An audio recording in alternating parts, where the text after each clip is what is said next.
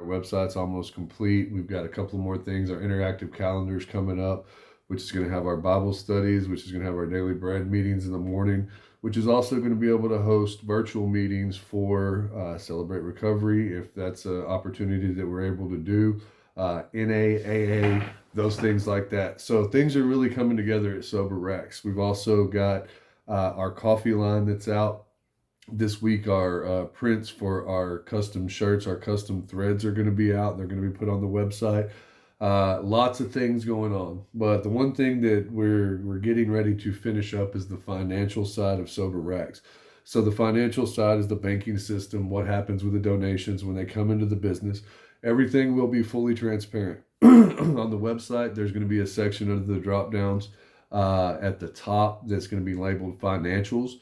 What that's going to entail, it's going to entail our monthly budget, our quarterly budget, and our yearly budget.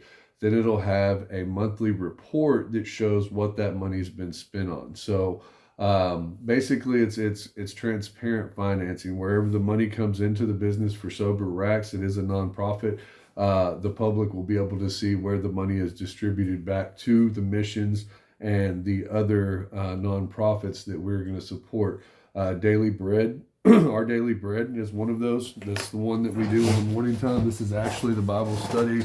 If I can find my Bible, this is actually the Bible study we do every morning with the Dream Team. That's my team that we have here that's creating SoberRacks. So this is an example of one of the ministries that we'll be supporting, our Daily Bread, right? So any of those missions that we support with the funds that you guys send in, not only financing the cost of running SoberRacks, getting the pool table, setting up the building, all the things it takes to function SoberRacks, we'll also have transparency of who we give the money that's left over back out to.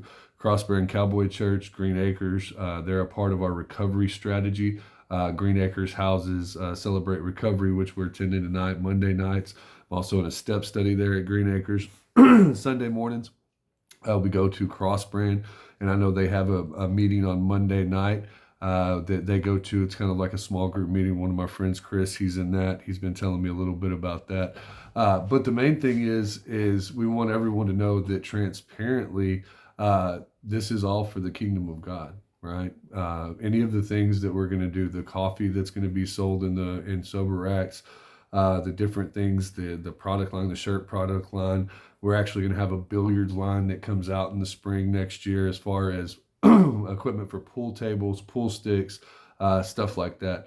It's going to be a really, really complex machine that all goes for creating a sober environment for people to exist in that doesn't have the influence of drugs and alcohol. Looks like that everything that we've thought of, everything that we're trying to do, God is blessing it, and He is opening the doors that need to be opened and closing the doors that need to be closed. It's been a great time. We've had so much fun building this company and getting it started, working with QuickBooks, working with the roasters as far as that goes, to get everything in line to get this launch happening for early 2026. So we're hoping to have the doors open maybe by January 1st. Be really cool to have a sober New Year's for an opening. That's something that me and Sierra have been kicking around, and the idea of who knows? It's a sober living in moment. I'll be over 190 days sober at that time. She'll be almost at a year of sobriety at that time. It's just going to be it could be an awesome time.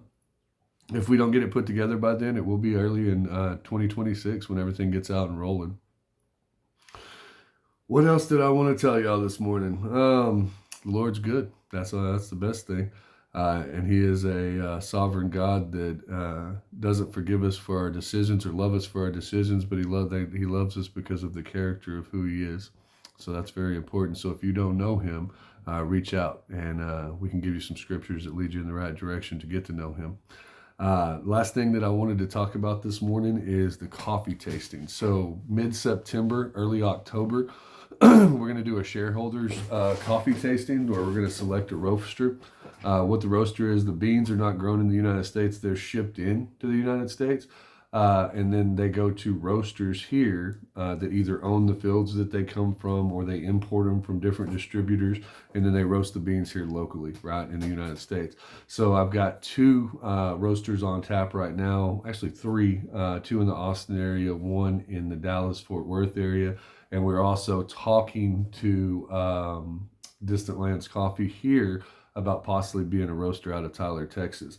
But what we're going to do is we're going to take the menus that we've created, and then we're going to take and we're going to put the beans from each one of those roasters up against each other and bring the shareholders in. Probably going to do a pool tournament, going to do a barbecue, and then everybody that's there, they're going to get a card and they're going to be able to sample the coffees from the different roasters according to the menu that we're going to have.